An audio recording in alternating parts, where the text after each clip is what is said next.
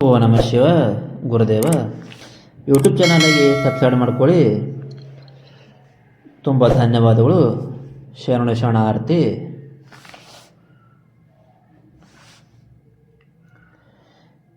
ಎಲ್ಲರಿಗೂ ನಮಸ್ಕಾರ. ನನ್ನ ಚಾನಲಿಗೂ ಸುಸ್ವಾಗತ.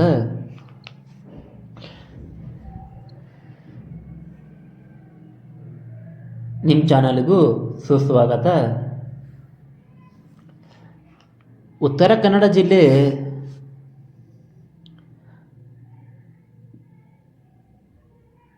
ತನ್ನ ನಯನ ಮನೋಹರ ಆದಂಥ ಪ್ರಕೃತಿ ಸೌಂದರ್ಯಕ್ಕೆ ಹೆಸರುವಾದ ತಾಣ. ಬರೀ ಪ್ರಕೃತಿ ಸೌಂದರ್ಯ ಅಲ್ಲದೇ ಭಾಳಷ್ಟು ಕುತೂಹಲಕಾರಿ ಆದಂಥ ಸ್ಥಳಗಳು.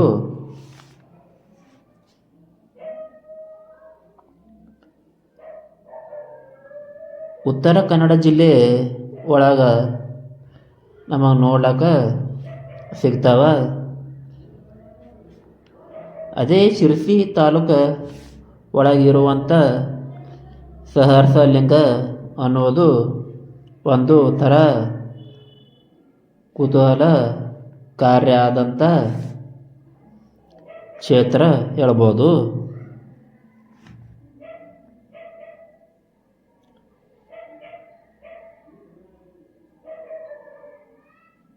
ಈ ಸಹಸ್ರಲಿಂಗಗಳು ಇರುವುದು ಶಿರಸಿ ತಾಲೂಕಿನಿಂದ 20 ಕಿಲೋಮೀಟರ್ ಡಿಸ್ಟೆನ್ಸ್ ಒಳಗೆ ಇವು ಅವ.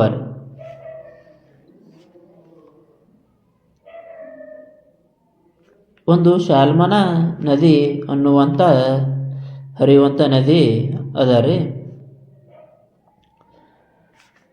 ಆ ನದಿ ಒಳಗೆ ಈ ಲಿಂಗಗಳು ನೋಡ್ಬೋದು. ನೀರು ಕಡಿಮೆ ಇದ್ದಾಗ ಬಹಳಷ್ಟು ಸಾವಿರ ಲಿಂಗಗಳು ಎಲ್ಲನೂ ನೋಡಿದಲ್ಲೆಲ್ಲ ಲಿಂಗಗಳು ಕಾಣಿಸ್ತವೆ.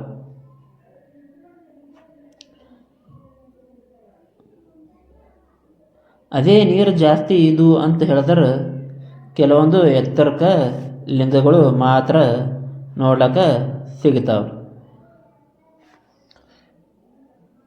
ಸಹಸ್ರ ಲಿಂಗಗಳು ಸಹಸ್ರ ಅಂತ ಹೇಳಿದ್ರೆ ಸಾವಿರಾರು.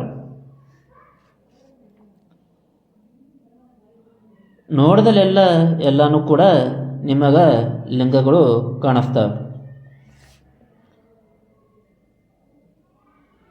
ಎಷ್ಟು ಉದ್ದ ನೋಡ್ತಿರಲ್ಲ ಅಷ್ಟೊಂದು ಉದ್ದಕ್ಕೂ ಕಣ್ಣಿಗೂ ನಿಗಾ ಎಲ್ಲಿ ತನಕ ಹೋಗ್ತದಲ್ಲ ರೀ, ಅಲ್ಲಿ ತನಕ ಎಲ್ಲಿ ನೋಡಿದಲ್ಲೆಲ್ಲ ಲಿಂಗಗಳು ಸಿಗ್ತವೆ.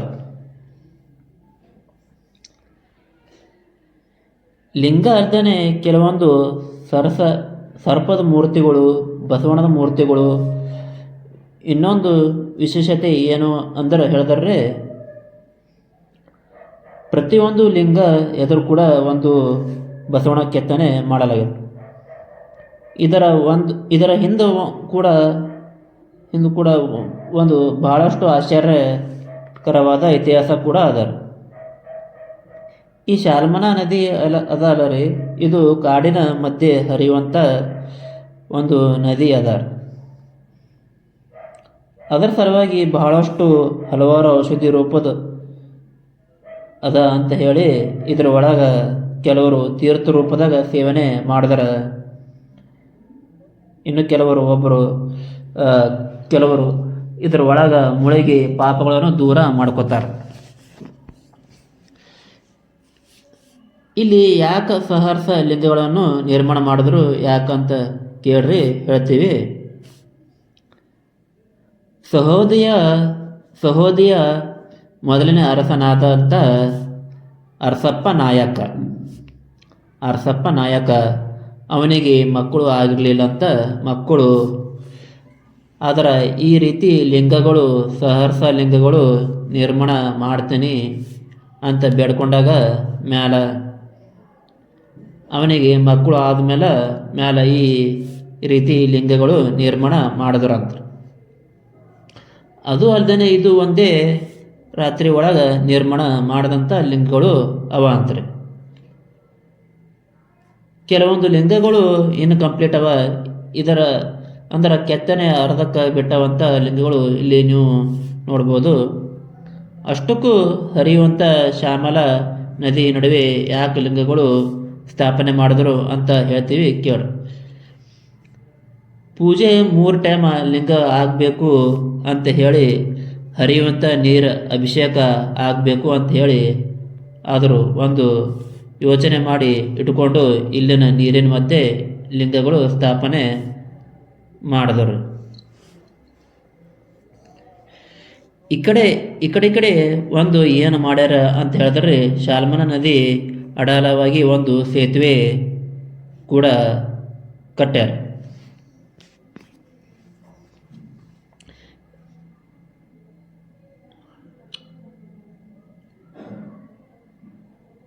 ಇದರ ಮ್ಯಾಗ ನಿಂತು ನೀವು ಸಹರ್ಸ ಲಿಂಗಗಳು ದರ್ಶನ ಕೂಡ ಮಾಡ್ಬೋದು ರೀ.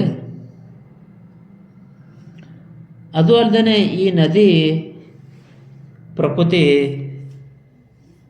ಸೌಂದರ್ಯ ಕೂಡ ನೀವು ಸವಿಬೋದು. ಪ್ರತಿ ವರ್ಷ ಕೂಡ ಶಿವರಾತ್ರಿ ಟೈಮ್ನಾಗ ಊರಿನ ಜನ ಇಲ್ಲಿ ಬಂದು ಪೂಜೆಗಳ ಎಲ್ಲ ಶಿವರಾತ್ರಿ ಟೈಮ್ನಾಗ ಊರಿನ ಜನ ಬಂದು ಇಲ್ಲಿ ಬಂದು ಪೂಜೆಗಳು ಎಲ್ಲ ಮಾಡ್ತಾರೆ. ಅದೇ ರೀತಿ ಬೇರೆ ಬೇರೆ ಊರಿನ ಜನ ಕುತೂಹಲ ಕಾರ್ಯ ಅಂತ ಸ್ಥಳ ಅದಂತ ಹೇಳಿ ಬಂದು ವಿಸಿಟ್ ಮಾಡಿ ನೋಡ್ತಾರೆ ಇರ್ತಾರೆ. ಅದೇ ರೀತಿ ನಾನು ಹೋಗಿ ವಿಸಿಟ್ ಮಾಡಿ ಈ ನದಿ ಕೂಡ ನೋಡಿ ಸೇತುವೆ ಕೂಡ ನೋಡಿ ಬಂದು ಥರ ಬಹಳಷ್ಟು ಮನಸ್ಸಿಗೆ ಸಂತೋಷವಾಯಿತು. ಇವತ್ತಿನ ನನ್ನ ಮಾಹಿತಿ ನಿಮಗೆ ಏನು ಇಷ್ಟ ಆಗಿತ್ತು ಅಂತ ಹೇಳಿದ್ರೆ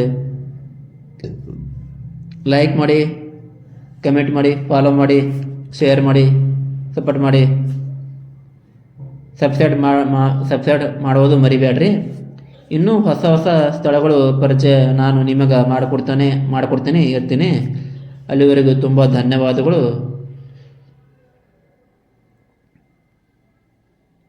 ಶರಣಾರ್ಥಿ. ಓ ನಮಃ ಶಿವಾಯ.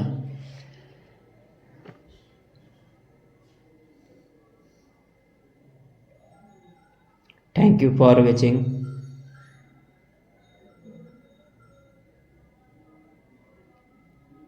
ಧನ್ಯವಾದಗಳು. ಶರಣಾರ್ಥಿ. ಓ ನಮಃ ಶಿವಾಯ.